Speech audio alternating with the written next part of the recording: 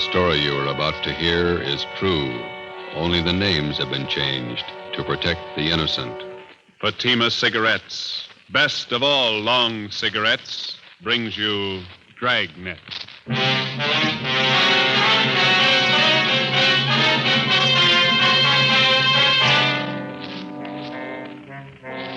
You're a detective sergeant.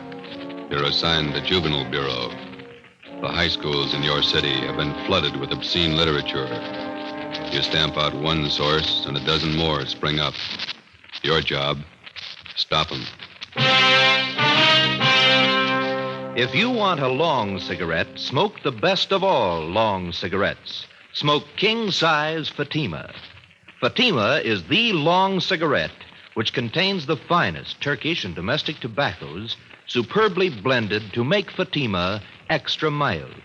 And that's why Fatima has a much different, much better flavor and aroma than any other long cigarette. That's why Fatima has more than doubled its smokers coast to coast. So enjoy Fatima, the best of all long cigarettes. It's wise to smoke extra mild Fatima. It's wise to smoke extra mild Fatima.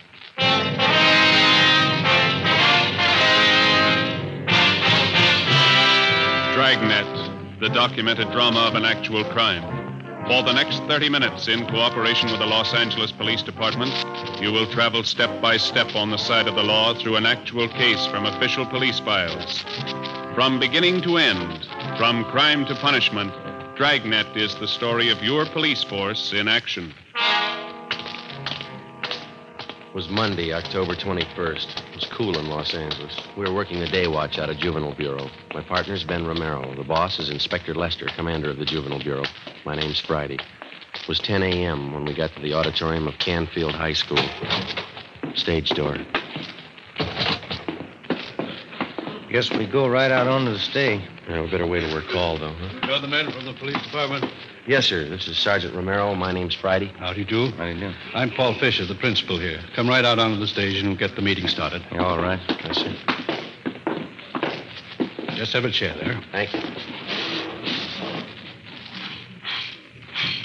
Is the microphone on? Ladies and gentlemen of the Coordinating Council, members of the Parent Teachers Association. As you know, this meeting has been called for the purpose of discussing ways and means to bring about an end to the distribution of the filthy and obscene books and pamphlets that have been littering every high school campus in the city of Los Angeles. We've tried every means at our disposal to clean this matter up, and they all seem to fail. On the advice of the Coordinating Council and Mrs. Randall to the PTA, we've called in the authorities. Here to discuss the matter with us this morning are two officers connected with the Juvenile Bureau of our police department, Sergeant Romero and Sergeant Friday. And now, may I turn the meeting over to Sergeant Friday of the Los Angeles Police Department. Thank you. Ladies and gentlemen, the only way we're going to get to the bottom of this thing and put a stop to it is to get all the information we can on where this lascivious material is coming from. Now, you people, as parents and teachers of the children who are buying and reading this stuff, might be able to give us some help. So, if it's all right with you, Mr. Fisher, I'd like to hear from some of the people sitting out there, if I may. Certainly. Go right ahead. Thank you.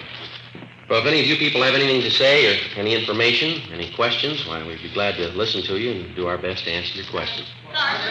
Yes, the lady out there, go right ahead. I'm Mrs. Stein. I know of a place in our neighborhood that has dirty books. I feel sure that that's one of the places where the children are getting this trash. Complaints have been made to the police department, but the man who runs the place has never been arrested. Can you tell me why? Well, ma'am, I think I better make it clear now that there's only one way a police officer can arrest anyone for possession of lewd literature. The officer has to prove that the party who possesses this literature does so for the purpose of selling it. Sometimes that's difficult to prove. Well, I told you I can prove it. You mean you can go to this place and buy a book from him? Well, maybe I couldn't. If I were known. Yes, ma'am, that's just the point. Now, I don't know offhand about the one in your neighborhood, but I can assure you that we've cracked down on hundreds of such peddlers in the past few months. You can see for yourselves that this doesn't put a stop to it. We've got to get to the source. I have a question for you. Yes, sir? My name's Fred Scott. I'm director of the Square Shooters Boys Club. Yes, sir. The point I'm trying to make is, I know the young boys pretty well. With the exception of my boys, 49 in number, I'll wager just about every boy in this high school has one of those books. Or at least he's seen one. Yes, sir. We're aware of that. The point I'm trying to make is, somewhere in the municipal code, there's got to be a law to forbid such things. Yes, sir, there is such a law. Then why isn't it enforced? It is. What does the law say? Well, how do you mean, sir? Well, I mean, what happens when somebody's found guilty of selling these books? What's the penalty? Oh, well, the law states that an offender is liable to fines, a jail term of 6 months, or both. That's not much of a law, is it? Why isn't there a stronger law? Well, I wouldn't know that, sir. The point I'm trying to make is, we need laws with some teeth in them. We have good laws in the state of California for the most part. It's true that we're weak in some cases, but you can say that about most states, I think. Well, you may be satisfied with the laws, but I'm not. I'd say stronger laws. That's the answer. No, I don't think it is, Mr. Scott. Passing a set of new laws isn't going to make this city a cleaner or a safer place for your boys to grow up in. Laws don't decide how moral a city's going to be. People do. Laws don't mold character in young boys either. The parents and teachers do that. I don't think I know what you're getting at. What do you mean? Well, just this, Mr. Scott. It's our job on the police department to keep filthy junk like these books from falling into youngsters' hands. Yes?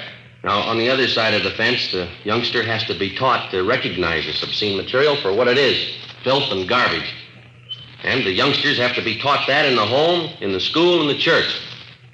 Now, if they can be made to understand that the kind of dirt and filth that these books represent, well, that'd be worth more than any new set of laws, wouldn't it?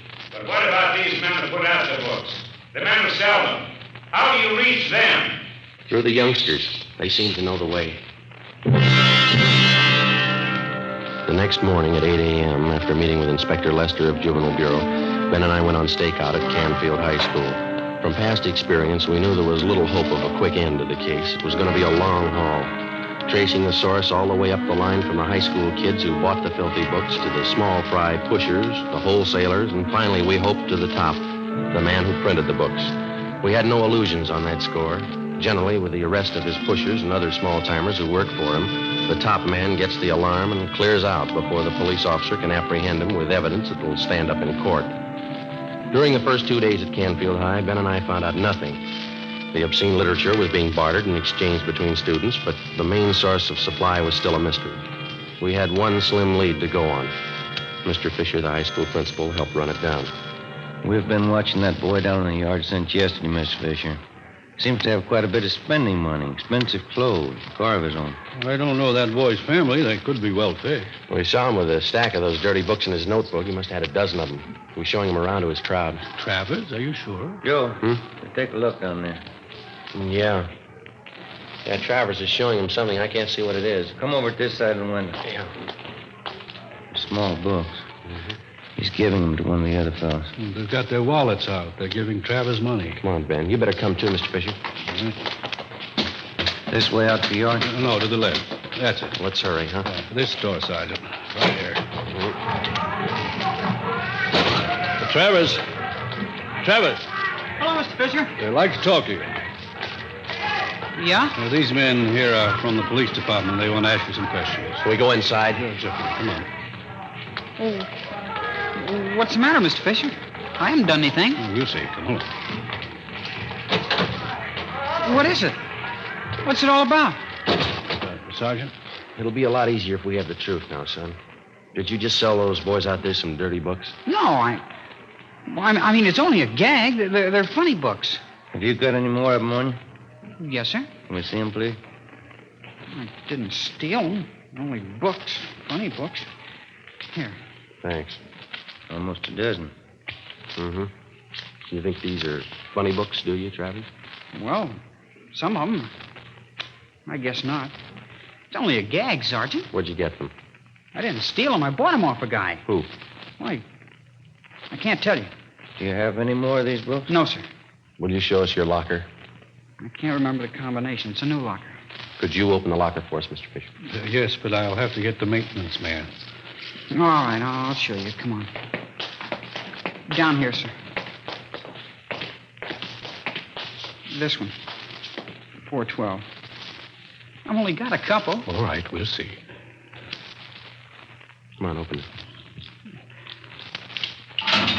I haven't done anything. Here's a sample, Joe. Locker's loaded down with them. Rotten filth. You can't arrest me. I don't sell the books, I only rent them. Somebody's been briefing you. Who? You're only making it hard on yourself, boy. You can't prove anything. These are my books. I don't sell them. Where do you get them? Who sold them to you? Nobody. I got them, that's all. All right. We'll have to talk to your folks. You can't. They're away. No, you can't. Don't. Afraid we'll have to, son. Oh, please don't tell them. Please don't let them know I'll do anything. All right, let's have the truth then. Who are you selling the books for? His name's Barney. That's all I know. I meet him at a cigar store downtown, 5th and Harrison. Does he sell you the books? He gives them to me. I sell them and then give him the money. I get 10 cents for every one I sell. How much do you sell them for? 25 cents. Some are $1. I get 30 cents for those. And the boys in this school have been paying that kind of money for this film? Yes, sir? This man who gives you these books, you know where he lives? No, sir. I haven't any idea. When are you going to see him? Well, this is Wednesday. I was going to meet him downtown this afternoon. The cigar store? Yes, sir. But I don't want to get Barney in trouble. He's been okay to me. Sure. He's done a lot for you. 4 p.m. Wednesday. Ben and I drove downtown with 16-year-old Eddie Travers. We parked the car near the corner of 5th and Harrison and kept an eye on the cigar store. We waited. No sign yet, Travers? No, sir. Barney usually waits by the newsstand there. I haven't seen him yet. How long you been selling for this man, son? About 3 months, maybe 4. Any idea where he gets the books? Well, Oh, just a minute, Sergeant. Yeah? I think... Yeah, that's Barney, the one going up to the cigar counter. The man in the gray suit there? Yeah, that's him. He's going into Juanita's cafe. Is that where you usually go after you meet him? Yes, sir. You better take the boy back to the office, Ben. I'll tail this guy and see what I can find out. Okay, you want me to pick you up later? I'll call you at the office. Oh, you got any matches? No, I'm out. I'll pick some up at the cigar stand. All right. See you later. Yeah.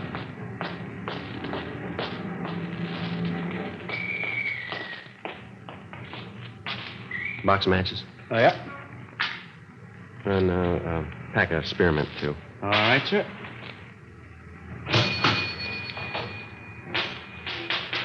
Much obliged. Got a special on Old Typical New Bourbon today. $2.69 a fifth. No, thanks.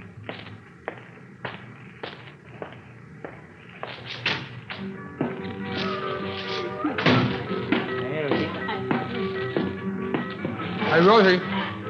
Rosie, another tamale when you get time, huh? All right, Barney, go come in.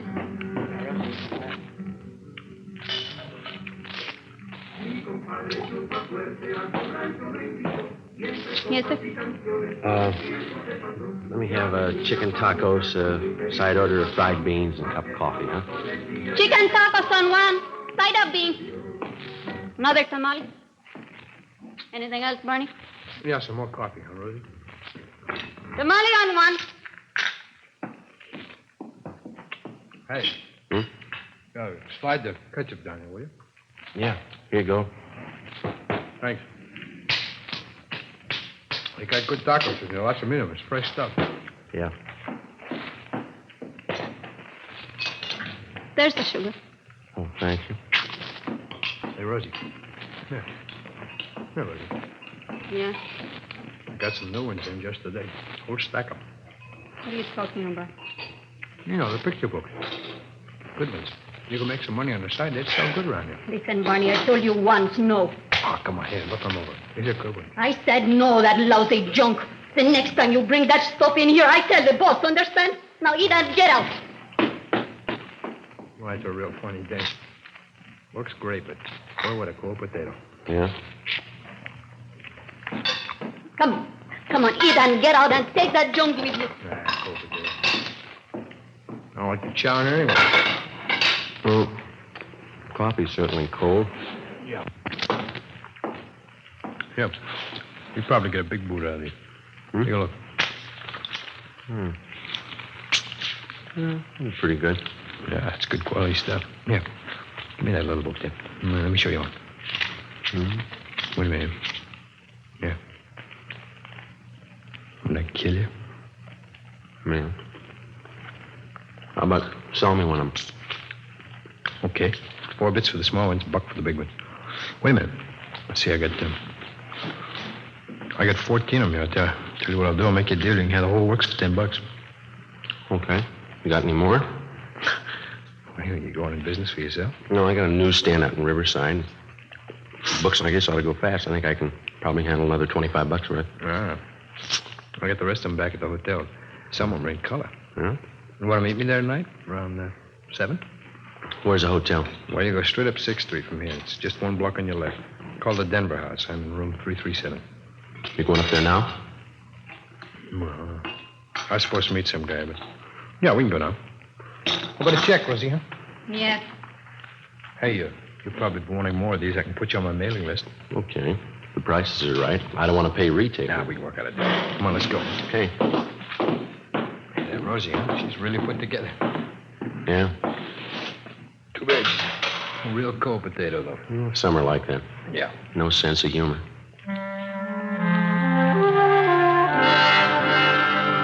We left Juanita's Cafe and walked up Harrison Street to 6th. We turned left and went down 1 block. It was 5 minutes to 5 when we got to Barney's room in the Denver house, number 337. He dragged out a steamer trunk from under the bed and counted out a stack of books and pamphlets covering the general topic of degenerate filth in stories and photographs. Okay, Mac, there you are. It's $25 worth. Pay the money and the bucks are all yours. Okay. Here you go. That's 10, 15, 18. I'll have to give you a check for the rest. How do I know it's any good? You could take off. I'd never see you again. You'll see me. You're under arrest. Huh? Hey, you're kidding. Hey, let go. All right, let's hold it right here. Hey, wait a minute. Oh, now, look, Lieutenant, we can work this thing out. We'll work it out downtown. Wait a minute. I can set this thing right for you. Where are you getting this junk? Who's supplying you?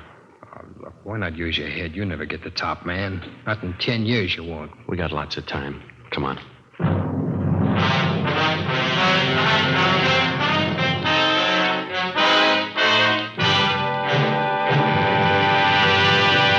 You are listening to Dragnet, the case history of a police investigation presented in the public interest by Fatima Cigarettes. If you smoke a long cigarette, it will be in your interest to listen to a typical case history of a Fatima smoker. It's the case of Mr. Joseph G. Hertzberg, city editor of one of New York's great newspapers, and this is his actual signed statement. I recommend Fatimas to anyone who likes a king-size cigarette. In my business, the long hours really put smoking to the test. Working overtime means smoking overtime, and that has sold me on Fatimas.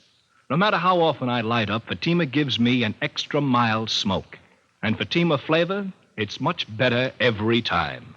I found out it's wise to smoke extra mild Fatima. And more smokers are discovering this every day. Actual figures show Fatima has more than doubled its smokers coast to coast. So enjoy Fatima yourself. The long cigarette, which contains the finest Turkish and domestic tobaccos, superbly blended to make it extra mild. You will prefer Fatima's much different, much better flavor. You will agree. It's wise to smoke extra mild. Fatima. It's wise to smoke extra mild Fatima. The best of all long cigarettes. The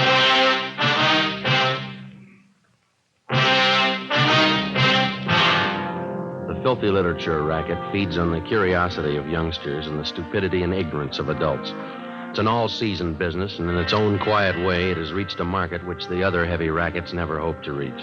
Your home and your children. 6 p.m., Wednesday, October 23rd. We checked the records, and the make sheet showed the book peddler's true name to be Barney W. Timpson, 38 years old. He had a past record of one previous conviction for peddling lewd literature in Dodge City, Iowa in March 1948. We had him brought to the interrogation room. Sit down, Timpson.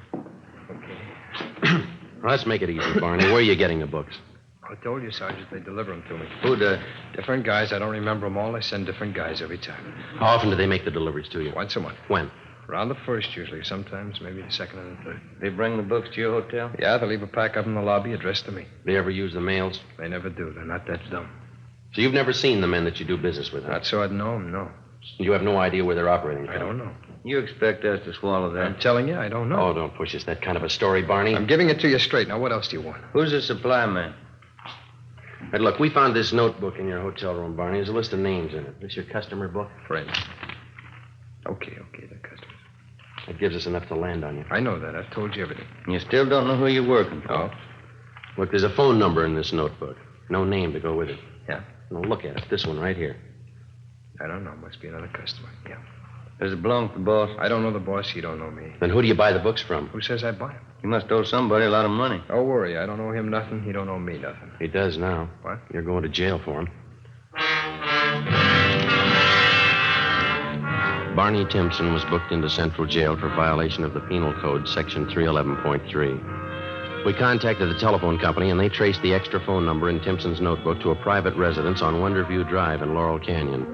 A detail of men was assigned to stake out on the place. During the next week, mainly from information obtained from Barney Timpson's customers, 7 other peddlers of obscene books and pamphlets were taken into custody and questioned. 5 of the 7 told us they picked up their supply of books from the Laurel Canyon address. We moved in on the place and found thousands of lewd books and pamphlets stored in the garage. 3 men on the premises were taken into custody.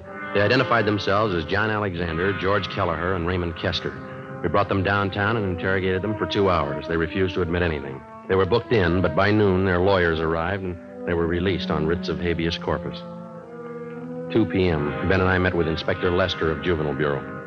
Just had a call from the men on stakeout at the Laurel Canyon place. They've just been over the garage where the books are stored. They get anything, Skipper? A couple of things. Might be fair leads. What's that?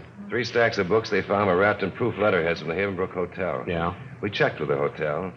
They get all their printing done at Rudolph Brothers, place out in West L.A. That name's not familiar to me. It's a big layout. Their specialty is religious books, Bible, things like that. That doesn't add. Not so sure. How do you mean? Be a perfect cover for the racket. Printing the Bible one day and a flock of filthy books the next.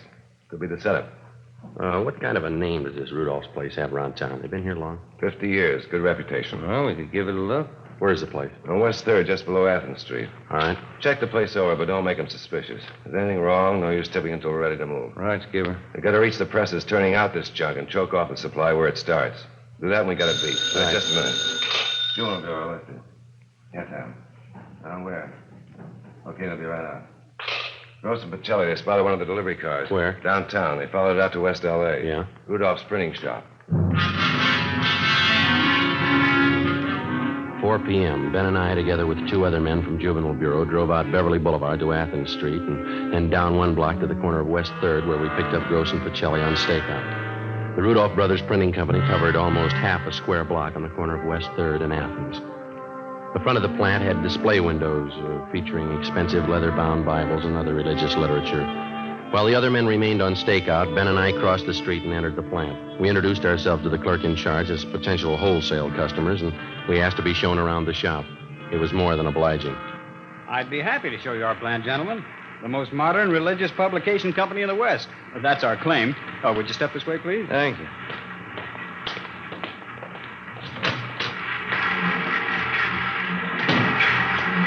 On your left there, those are 3 of our new Ludlow machines. Excellent mechanisms, needless to say. Mm-hmm. You must employ quite a few men in here. 65 full-time. Enough to meet any emergency rush jobs you might want done. Now, over here are Bush Emerson hand presses. Oh. You handle only religious books then, nothing else? That's right, sir. We specialize exclusively in that. You don't take in any small contracts, school journals, things like that? No, our steady customers take up all of our time. Here on this stone, you see the pages of a new prayer book we're getting together. Very ultra. Mm-hmm. An entirely different kind of typeface. Oh, is that so? Yes, and back there, along the wall, are new linotypes. The very latest, monotypes. Mm-hmm. Then the proof presses. Next to them are proof readers. And the flatbed truss-load press beyond that. Seems like lots of activity. Business is pretty good, I guess, huh? Oh, yes, we're kept pretty busy. Quality printing is always in demand. Yeah. Well, thanks very much for showing us around. Not at all, gentlemen. Anytime. Here, this way out. All right. I'll get you one of my cards here.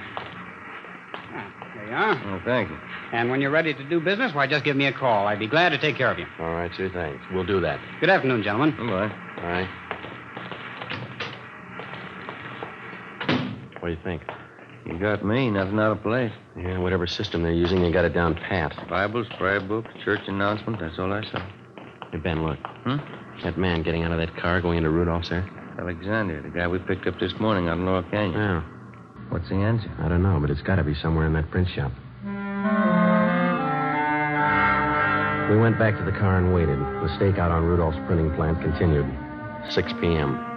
The lights in the display windows went out. The shades were drawn. We watched the employees leave. 6:30 p.m. The lights in the plant were still burning.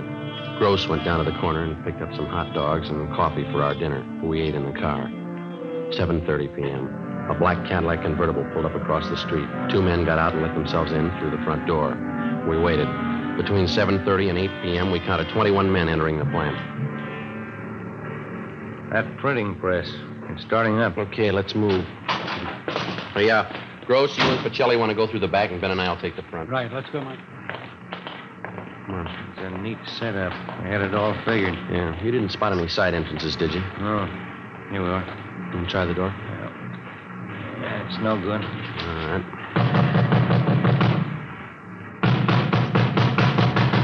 Who is it? Police officers, open up. All right, come on, open up. The press is stopped. All right, let's hit it quick. Come on, again. There we go.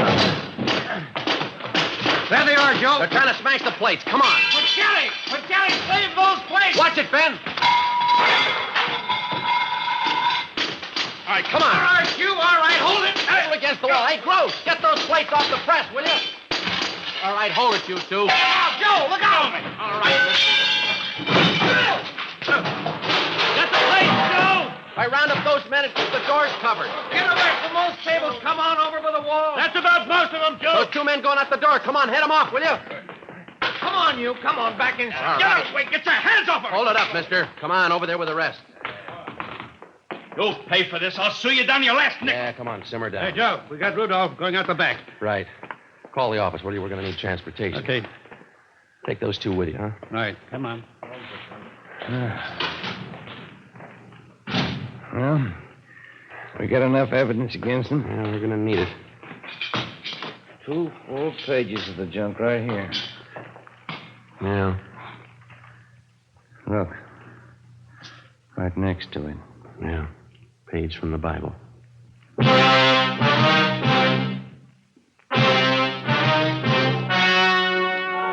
The story you have just heard was true. Only the names were changed to protect the innocent. On January 9th, trial was held in Superior Court, Department 94, City and County of Los Angeles, State of California. In a moment, the results of that trial. It's amazing how many long cigarette smokers are changing to Fatima. Here is the actual report. From coast to coast, king-size Fatima has more than doubled its smokers. Yes, more and more smokers every day are discovering that Fatima is the best of all long cigarettes. Long cigarette smokers find Fatima has a much different, much better flavor and aroma. Long cigarette smokers find that Fatima is extra mild because it's the long cigarette which contains the finest Turkish and domestic tobaccos superbly blended to make it extra mild. So enjoy extra mild Fatima. Best of all long cigarettes. It's wise to smoke extra mild. Fatima. It's wise to smoke extra mild Fatima.